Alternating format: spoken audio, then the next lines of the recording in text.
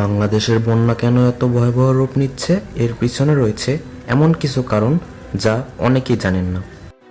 অনেকে মনে করেন এর একমাত্র কারণ অতিবৃষ্টি, কিন্তু বাস্তবতা আরও জটিল। বর্ষাকালে অতিরিক্ত বৃষ্টিপাত অবশ্যই একটি গুরুত্বপূর্ণ কারণ, তবে শুধু বৃষ্টি হলেই বন্যা হয় না।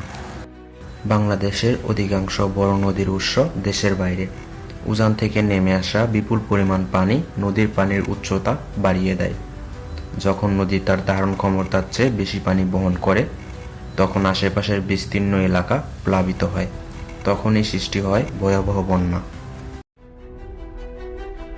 বাংলাদেশকে নদীমাতৃক দেশ বলা হয়। দেশের ভিতর দিয়ে শত শত ছোট বড় নদী প্রবাহিত হয়েছে। বর্ষা মৌসুমে দেশের ভিতরে বৃষ্টির পাশাপাশি প্রতিবেশী দেশের উজান থেকেও বিপুল পরিমাণ পানি নেমে আসে। যখন অল্প সময়ে অতিরিক্ত পানি নদীতে জমা হয়, তখন নদী তার ধারণ ক্ষমতা হারিয়ে ফেলে।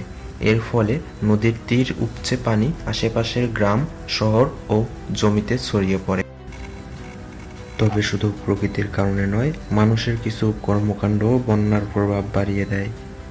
খাল ও জলাশয় ভরাট, অপরিকল্পিত নগরায়ন এবং দুর্বল ড্রেনের ব্যবস্থার কারণে পানি দ্রুত নামতে পারে না। বাংলাদেশে প্রতি বছর বন্যা একই রকম হয় না। কোনো বছর স্বাভাবিক বন্যা দেখা যায়, আবার কোনো বছর ভয়াবহ রূপ নেয়। এর অন্যতম কারণ হলো অল্প সময়ে অতিরিক্ত বৃষ্টিপাত এবং উজান থেকে নেমে আসা বিপুল পরিমাণ পানি। এছাড়া অনেক নদীতে পলি জমে নদীর গভীরতা কমে যায়, ফলে নদী আগের মতো বেশি পানি ধারণ করতে পারে না। তখন অতিরিক্ত পানি সহজেই নদীর তীর উপচে আশেপাশের এলাকায় ছড়িয়ে পড়ে।